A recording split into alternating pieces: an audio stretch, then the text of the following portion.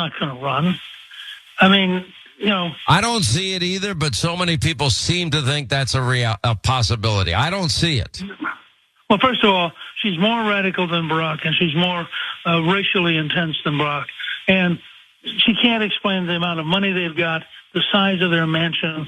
I mean, they managed for 8 years to live out a myth that was a lie, that they were really normal, everyday people, which they're not. They're both radicals. But she's, much like Hillary, is much more radical than Bill Clinton. Michelle is more radical than Barack. And that would not work very well in a national campaign. Michelle Obama is more racially intense than Barack. Those are both words, but when you combine them, I'm not sure what that's supposed to mean. You can't just apply like any adjective to a person. Like, is Michelle Obama more fuel efficient than Barack? What are you talking about, Newt? But of course, while I might not know specifically what he means, we get sort of the vibe of what he means. I guess something like Barack, didn't shove the fact that he wasn't white in your face or something? Yeah. He didn't talk about it. He was polite about it, basically. He didn't make us white people feel uncomfortable. But that Michelle, it's like, whoo, that's intense when it comes to the race. Before we continue with the story, we depend on members to keep on going. Don't wait. Click join now on YouTube. Again, I don't totally understand what he's saying, but Sharon, what do you think that was meant to communicate? He's still upset about the fist bump.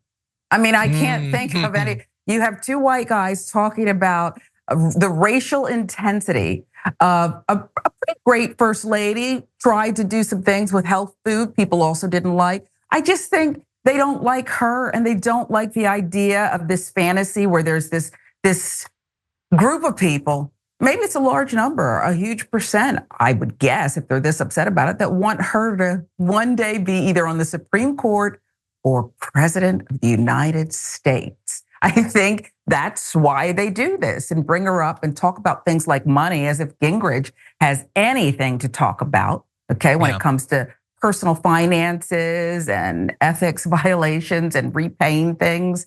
I'm old enough to remember some of that. Yeah. I'm old enough to remember the gesture that you referred to, although you used a euphemism, a fist jab. That was a classic textbook terrorist fist jab, and I'm not going to let anyone forget it. That's, by the way, a big throwback. A lot of people aren't even going to remember that. That was literally Fox News. If you've only been following the news for a while, Fox News did multiple segments about Barack and Michelle doing this to each other. Remember how cute it was? And it how was their a faces, cute they were like, it's their thing. It was so sweet. Like not they terrorism. Cannot conceive, it's not terrorism.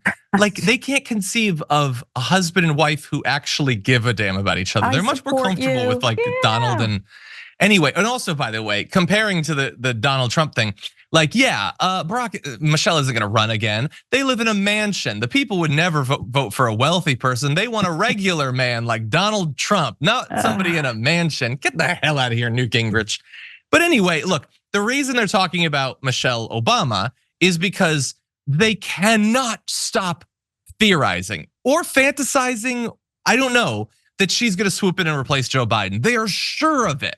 Now look, the reason that they constantly spin these fantasies of somebody replacing Joe Biden is that every time you talk about that, you imply and normalize that Joe Biden is so utterly incompetent that he's going to keel over at any minute. And they like that idea. This is a shortcut to that.